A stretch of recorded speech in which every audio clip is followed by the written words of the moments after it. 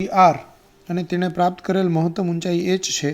જો પ્રક્ષેપ પદાર્થના ગતિમાર્ગ અને સમક્ષિતિજ રેખા વડે ઘેરાતું ક્ષેત્રફળ a હોય તો a બરાબર ખાલી જગ્યા RH। તો આપણે આ ખાલી જગ્યા પૂરવાની છે। હવે મહત્તમ અવધિ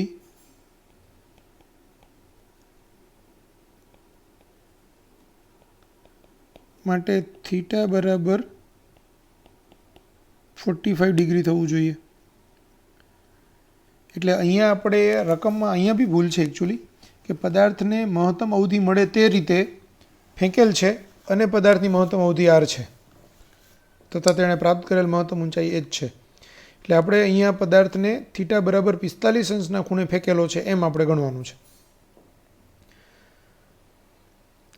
તો મહત્તમ અવધિ r મેક્સ એટલે શું થશે r અને r ની વેલ્યુ હોય v02/g। તો આપણું y નું સમીકરણ છે y બરાબર x tan theta minus 1/2 g x square upon v0 square cos square theta। तो x tan 45 अंश minus 1/2 g x square upon હવે જો r બરાબર v0 સ્ક્વેર બાય g તો v0 સ્ક્વેરની જગ્યાએ rg મૂકી શકાય એટલે અહીંયા rg મૂકી દઈએ cos સ્ક્વેર 45 અંશ tan 45 એટલે 1 એટલે x આ 1 માઇનસ આ એક g ને g કટ થશે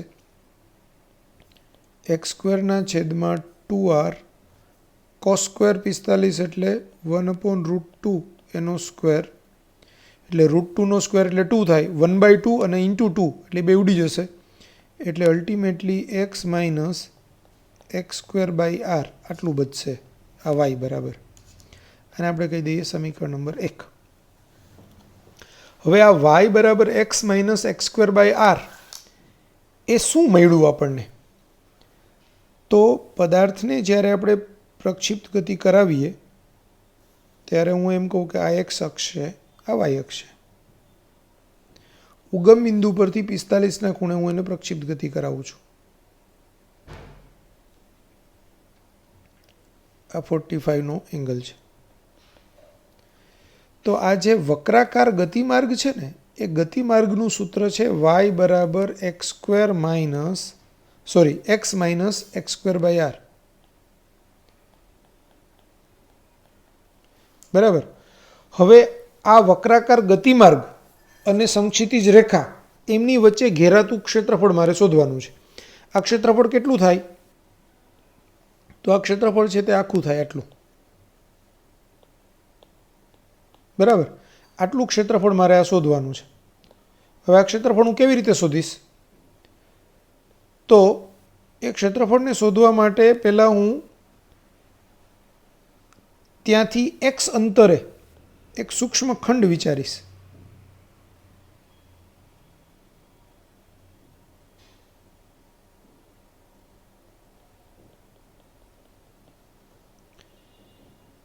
x અંતરે આ dx જાડાઈનો એક ખંડ ધ્યાનમાં લઈશું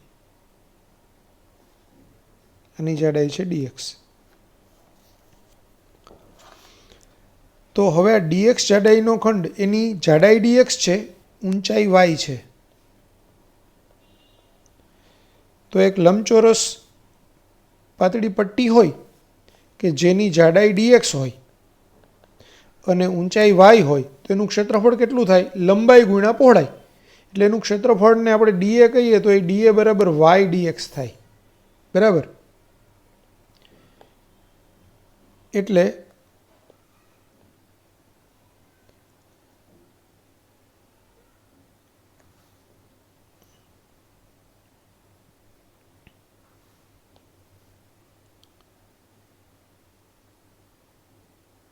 dA is equal to y dx થશે।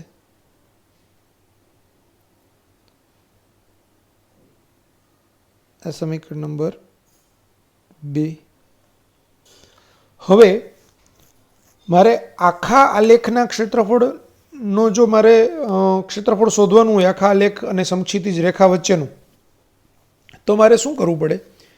તો આવા અનેક ખંડ લેવા પડે કે ભાઈ હું અહીંયા એક ખંડ લઉં, આ બીજો ખંડ લઉં, આ ત્રીજો ખંડ લઉં, ચોથો લઉં, પાંચમો લઉં, છઠ્ઠો લઉં, આવી રીતે આમ ખંડ લીધા રાખું અને બધા જ ખંડના ક્ષેત્રફળનો હું સરવાળો કરું છે છેલ્લે સુધીનો, તો મને આખાની નીચે ઘેરાયેલું ક્ષેત્રફળ મળે.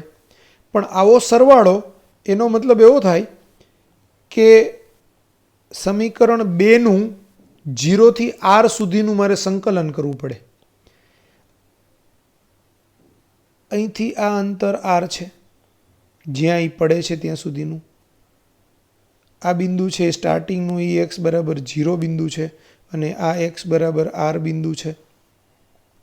તો મારે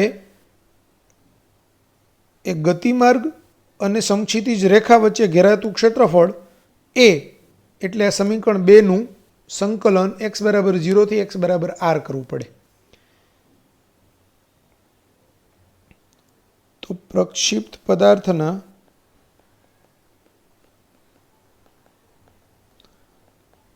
ગતિમાર્ગ અને સમક્ષિતિજ રેખા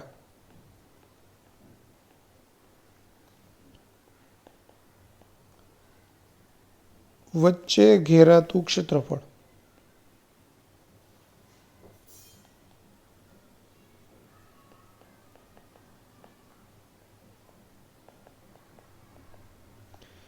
તો એને આપણે કહીશું એ એટલે સંકલન ડીએ, સંકલન ડીએ એટલે સંકલન y dx. હવે yનું સૂત્ર સમીકરણ 1 પરથી શું છે? x minus x square by r dx. હવે yનું શું કિંમત x વાળી મૂકી તો xની લિમિટ મૂકવી પડે 0 થી r સુધી. એટલે એ બરાબર એક્સનું સંકલન થાય x square by 2 minus x square by આરનું સંકલન થાય એક્સનો ઘન બાય 3 અને આર તો અચળ છે એટલે એ આર તો લખવો જ પડે નીચે. લિમિટ લેવાની છે 0 થી r. એટલે હવે r હું મૂકું લિમિટમાં તો એક્સ સ્ક્વેર બાય 2ની જગ્યાએ આર સ્ક્વેર બાય 2 થશે, માઇનસ એક્સનો ઘન છે એની જગ્યાએ આરનો ઘન છેદમાં 3r, માઇનસ 0 અને માઇનસ માઇનસ પ્લસ 0, કારણ કે એક્સનો વર્ગ એટલે 0નો વર્ગ એટલે 0 થાય ને 0નો ઘન એટલે 0 થાય. એટલે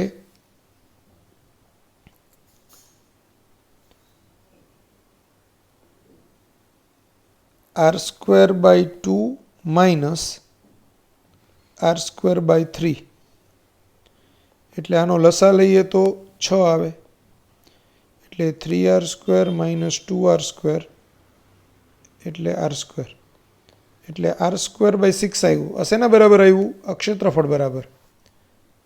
તો આપણો જવાબ r સ્ક્વેર બાય 6 આવે. પણ હવે જુઓ અહીંયા તમને ઓપ્શનમાં એ બરાબર ખાલી જગ્યા RH કીધેલું છે, જ્યાં h મહત્તમ ઊંચાઈ છે 45ના ખૂણે ફેંકીએ ત્યારની. તો મારે ગમે તેમ કરીને r સ્ક્વેર બાય 6ને RH ના સ્વરૂપમાં લાવવું પડશે. એટલે હું આને સમીકરણ નંબર 3 આપી દઉં. હવે h બરાબર v0 square sine square theta, પણ થીટા આપણે 45 અંશ લીધેલો છે એટલે અહીંયા સીધો જ 45 લખું, અપોન 2g. હવે આપણને ખબર છે v0 સ્ક્વેર બાય g એટલે r લેવાનું છે, r મેક્સિમમ એટલે r લીધેલું છે, મહત્તમ અવધિને આપણે r કીધેલું છે આ રકમમાં. એટલે v0 સ્ક્વેર બાય જીની જગ્યાએ મેં બ્રેકેટમાં r લખ્યો, આ છેદમાં જે 2 હતો તે 1/2 લખ્યું, અને સાઇન સ્ક્વેર 45 એટલે 1/√2 એનો સ્ક્વેર થાય. તો શું થશે? √2 નો સ્ક્વેર એટલે આ r/4 થાય, 1/√2 નો સ્ક્વેર એટલે 1/2 અને બીજું 1/2 એટલે 1/4 ઇન્ટુ r. તો h બરાબર r/4 એટલે હું એમ કહું કે r બરાબર 4h થાય. આ સમીકરણ 4. 4ની કિંમત સમીકરણ 3માં મૂકતા તો શું થશે? એ બરાબર, હવે મારે જો સીધી આરની કિંમત મૂકી દઉં 4h તો પાછું h² વાળું કંઈક જવાબ આવશે. મારે આર ને h બેય જોઈએ છે, એટલે હું પહેલાં તો r²/6 ને આમ લખીશ, r/6 ગુણાકારમાં r. હવે આ એક જ આરની અંદર હું છે એ 4h મૂકીશ, એટલે r/6 × 4h. તો આ 4 એટલે અહીંયા 2 થાય, અહીંયા છેદ ઉડે તો 3 થાય, એટલે 2/3 RH આવ્યું. 2/3. તો આ જે 2/3 છે એ આપણી ખાલી જગ્યા છે, એટલે આપણો આન્સર આવશે 2/3 B.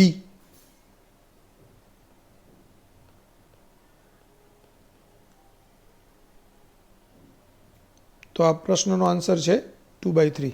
ફરીથી એક વખત જોઈ લ્યો, લખી કાઢો.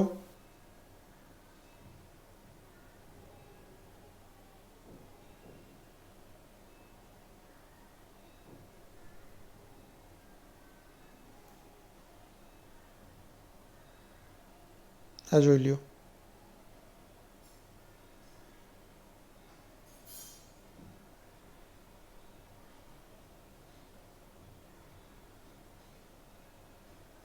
સાથે બે જુદા જુદા કોણે પ્રક્ષેપિત કરતા બંનેની રેન્જ સમાન મળે છે. જો આ પદાર્થોના ઉડ્ડયન સમયો T1 અને T2 હોય તો T1 × T2 બરાબર ખાલી જગ્યા. હવે રેન્જ સમાન મળે છે,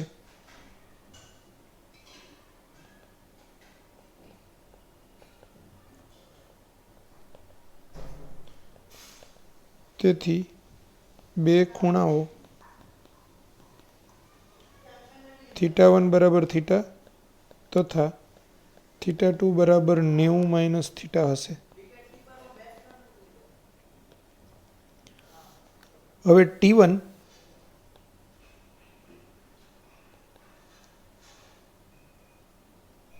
એટલે 2V0 sin θ/g, T2 એટલે 2V0 sin 90 - θ/g. પણ sin 90 - θ એટલે cos θ, એટલે 2V0 cos θ/g. આ પરિણામ 1, આ પરિણામ 2. હવે 1 અને 2 નો ગુણાકાર કરીએ, એટલે T1 × T2 બરાબર 2V0 sin θ/g ગુણાકારમાં 2V0 cos θ/g. હવે મારે r લઈ આવવો છે, એટલે r ની અંદર sin 2θ આવે, પણ sin 2θ એટલે 2 sin θ cos θ થાય, એટલે હું એને જરાક ગોઠવીને લખું. તો એક 2/g લઈ લો. V0 × V0 એટલે V0², 2 sin θ cos θ/g એટલે 2/g V0² sin 2θ / g. તો 2/g V0² sin 2θ એટલે r, એટલે આ 2r/g. તો આપણો આન્સર આવશે B, 2r/g. સમક્ષિતિજ દિશા સાથે જુદા જુદા પ્રક્ષેપિત કોણે સમાન પ્રારંભિક વેગથી બે પદાર્થોને પ્રક્ષેપિત કરવામાં આવેલ છે. તેમની અવધિ સમાન છે. જો એક પદાર્થનો પ્રક્ષેપિત કોણ 60 અને મહત્તમ ઊંચાઈ 102 હોય તો બીજા પદાર્થની મહત્તમ ઊંચાઈ ખાલી જગ્યા મીટર. હવે પ્રારંભિક વેગ સરખા છે, એટલે V01 બરાબર V02 બરાબર V0 છે. એક ખૂણો θ1 છે એ 60 અંશનો છે અને એની મહત્તમ ઊંચાઈ h1 102 છે. તો બીજા પદાર્થની મહત્તમ ઊંચાઈ h2 આપણે પૂછેલું છે, બરાબર. તો હવે h નું સૂત્ર V0² sin² θ/2g.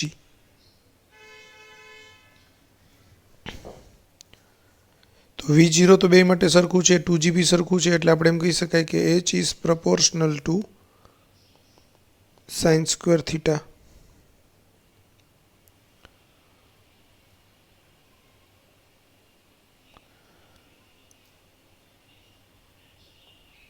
હવે અવધિ સમાન છે,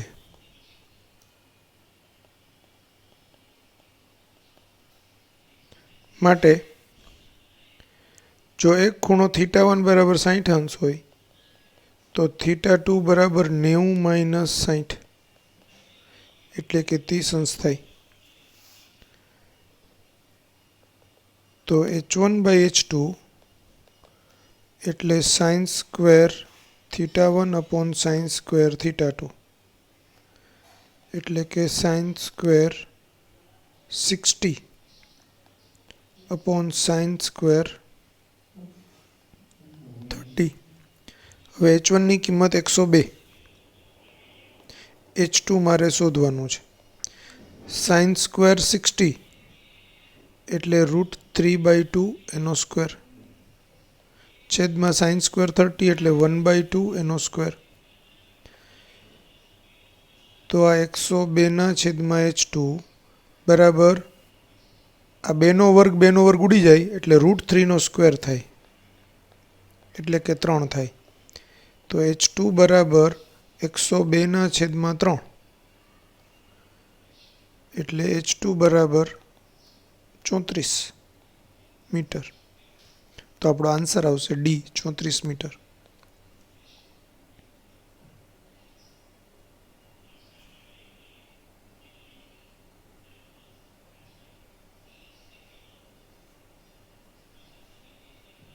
પ્રક્ષિપ્ત પદાર્થની મહત્તમ અવધિ અને કુલ ઉડ્ડયન સમયના વેગનો ગુણોત્તર. હવે વેગનો નથી, વર્ગનો ગુણોત્તર છે.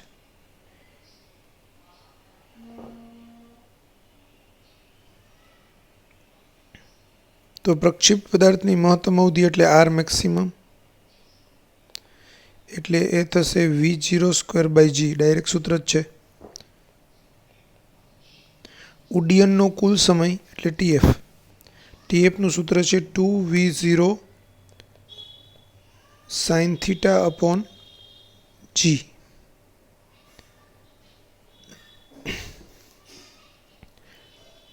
તો TF એટલે 2v0 મહત્તમ અવધિ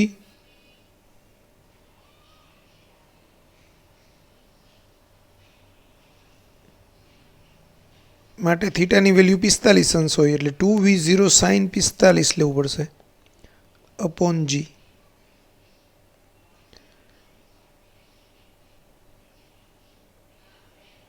એટલે 2v0/g sin 45 એટલે 1/√2 એટલે TF બરાબર √2v0/g. તો TF નો વર્ગ, કારણ કે આપણે તો વર્ગ લેવાનો છે ને, કુલ ઉડ્ડયન સમયના વર્ગનો ગુણોત્તર એટલે 2v0²/g². સમીકરણ નંબર 2. હવે 1 અને 2 નો ગુણોત્તર લેતા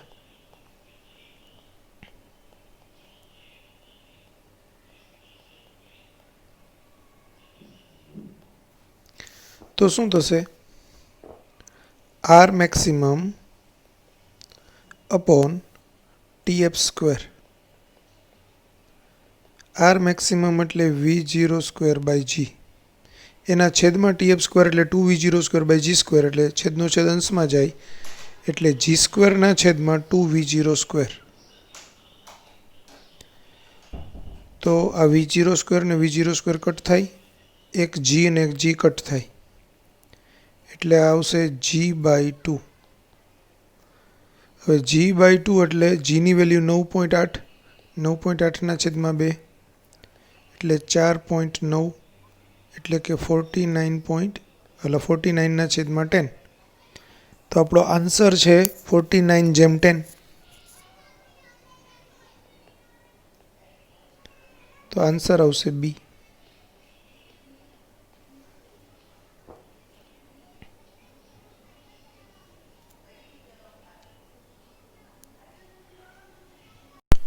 નિયમિત ઝડપથી ગતિ કરતી ટ્રેનના દરવાજા પાસેથી એક માણસ એક સિક્કાને ઊંચે ઉછાળે છે. તો તે માણસને આ સિક્કાનો ગતિમાર્ગ કેવો દેખાશે?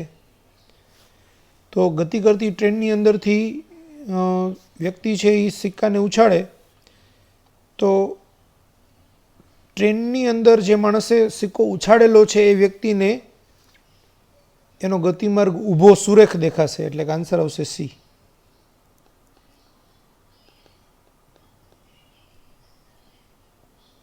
હવે જરાક હું તમને કન્સેપ્ટ અહીંયા ક્લિયર કરાવું. આ સપોઝ ટ્રેનનો ડબ્બો છે જે અચળ ઝડપ વીથી ગતિ કરી રહ્યો છે. એક માણસ છે એ સિક્કાને ઉછાળે છે.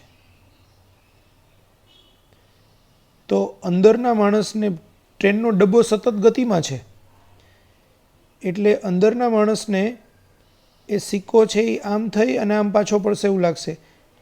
પણ જો કોઈ વ્યક્તિ પ્લેટફોર્મ પર અહીંયા ઊભેલો હશે અને એ આ સિક્કાને જોતો હશે તો એકચ્યુઅલી શું હશે કે સિક્કો છે એ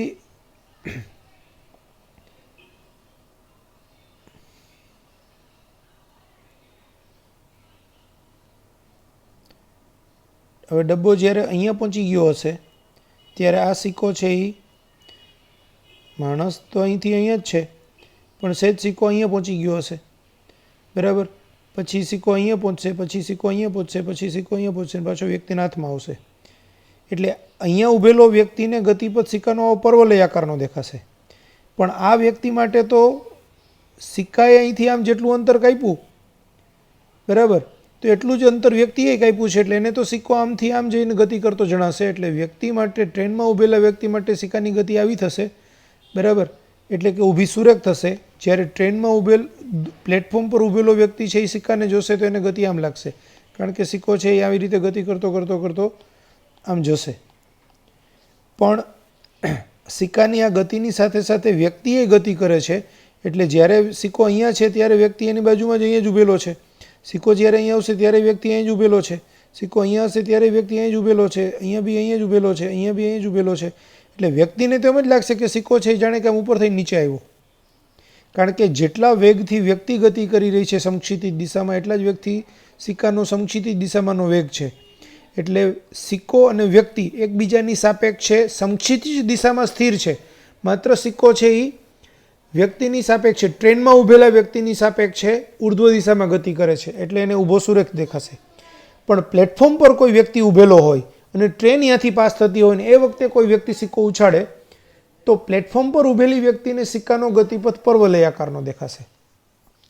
એટલે આ પ્રશ્ન બે રીતે પૂછી શકાય, બરાબર. નિયમિત ઝડપથી ગતિ કરતી ટ્રેનના દરવાજા પાસેથી એક માણસ એક સિક્કાને ઊંચે ઉછાળે છે તો તે માણસને આ સિક્કાનો ગતિમાર્ગ કેવો દેખાશે? તો એનો જવાબ આવશે સી, ઊભો સુરેખ. હવે તે માણસની જગ્યાએ તો પ્લેટફોર્મ પર ઊભેલા વ્યક્તિને આ સિક્કાનો ગતિમાર્ગ કેવો દેખાશે એવો ક્વેશ્ચન બી પૂછી શકાય. તો એવા ક્વેશ્ચનના આન્સરમાં આવે એ, પર્વલય.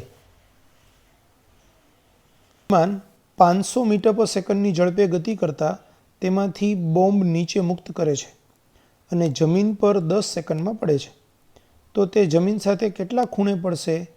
જી તમને 10 મીટર પર સેકન્ડ સ્ક્વેર આપેલું છે. હવે બોમ્બર વિમાન છે એ 500 મીટર પર સેકન્ડના વેગથી ગતિ કરે છે. એમાંથી એ બોમ્બને મુક્ત કરે તો બોમ્બની ઝડપ બી સમક્ષિતિજ દિશામાં 500 મીટર પર સેકન્ડ જ હોય. હવે આ બોમ્બ છે એ ગતિ કરતો કરતો કરતો કરતો અહીંયા પડશે, બરાબર. તો અહીંયા એના વેગને બે દિશા હશે, એક સમક્ષિતિજ દિશા અને એક અધો દિશા.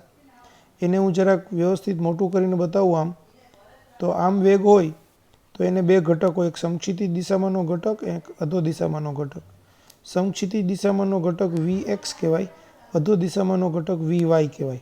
હવે આ ખૂણો થીટા હોય તો આ જેટલું Vy હોય એટલું જ આ Vy હોય, તો એના માટે tan થીટા બરાબર Vy/Vx આવે. તો Vx અહીંયા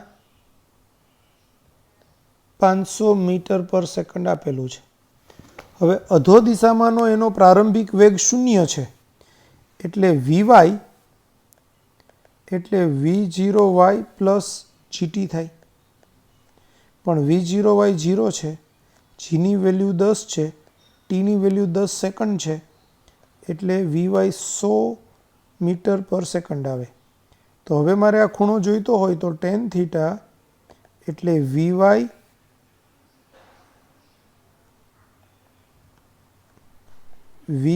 અપોન વીએક્સ. હવે વીવાય કેટલું છે? તો વીવાય છે આપણી પાસે 100 મીટર પર સેકન્ડ અને વીએક્સ કેટલું છે? 500 મીટર પર સેકન્ડ. તો આ શું આવ્યું? 1/5. તો થીટા બરાબર શું થશે? tan inverse 1/5. તો આપણો આન્સર આવશે એ. પી, ક્યુ, આર અને એસ 4 વસ્તુઓને સમાન વેગથી સમક્ષિતિજ સાથે અનુક્રમે પ્રક્ષિપ્ત કોણ 15 અંશ, 30 અંશ, 45 અંશ અને 60 અંશથી ફેંકવામાં આવે છે. તો કયા પદાર્થની અવધિ લઘુત્તમ હશે? આવો આપણો ક્વેશ્ચન છે. હવે આ ક્વેશ્ચન પહેલાં તો કન્સેપ્ટ સમજાવું તમને, સમજજો.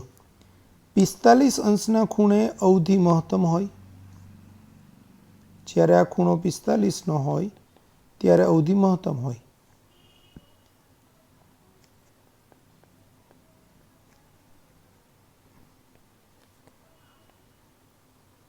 હવે 45 અંશ સાથેનો ખૂણાનો તફાવત જેમ નાનો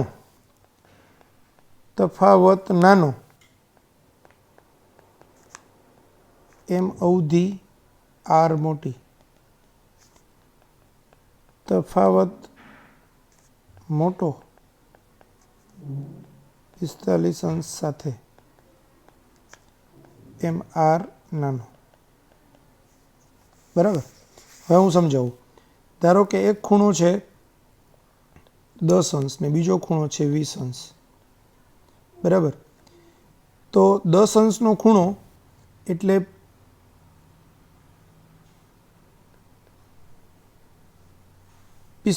45 સાથે 10નો તફાવત હોય.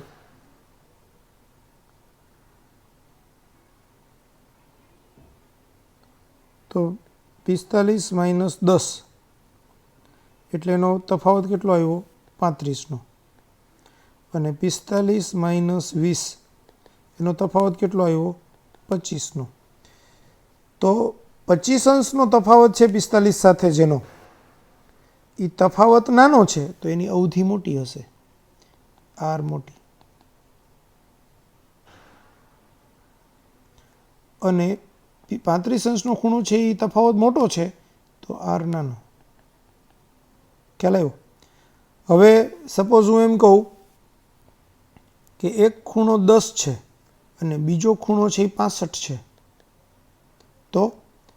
તો જો 45થી નાનો ખૂણો હોય ને તો એને 45માંથી બાદ કરવાનો. ખૂણો જો 45 કરતાં મોટો હોય તો મોટા ખૂણામાંથી 45 બાદ કરવાના. એટલે અહીંયા આવશે 45 માઇનસ 10 એટલે 35 અને અહીંયા આવશે 65 માઇનસ 45 એટલે 20. તો જેનો ખૂણો નાનો, તફાવત નાનો, એની અવધિ આર મોટું. આર અને જેની આ ખૂણો મોટો એના માટે આરનું મૂલ્ય નાનું. ખ્યાલ આવી ગયો? તો હવે આપણે વિચારીએ 15 અંશ. એના માટે 45 માઇનસ 15 એટલે તફાવત આવે 30નો. બીજો ખૂણો છે 30 અંશનો તો એનો 45 માઇનસ 30 એટલે તફાવત આવે 15 અંશનો. ત્રીજો ખૂણો છે 45નો એટલે 45 માઇનસ 45 એટલે તફાવત આવે 0 અંશ. પછી ચોથો ખૂણો છે 60 અંશનો તો 60 માઇનસ 45 એટલે તફાવત આવે 15 અંશનો. તો આના માટે તો અવધિ મહત્તમ મળે, આર મેક્સ. આના માટેનું મૂલ્ય આર ને આર સમાન મળે. હવે આ તફાવત 15નો છે એટલે આ આર છે એ મોટો હોય અને 30 અંશનો ખૂણો છે એ તફાવત મોટો છે એટલે એના માટે આરનું મૂલ્ય નાનું હોય. તો આપણે અવધિ લઘુત્તમ કોના માટે હશે?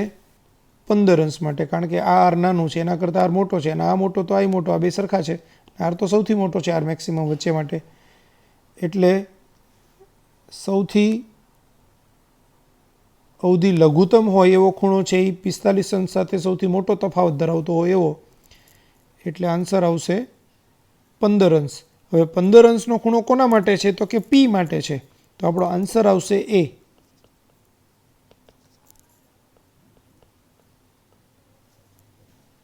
ખ્યાલ આવી ગયો?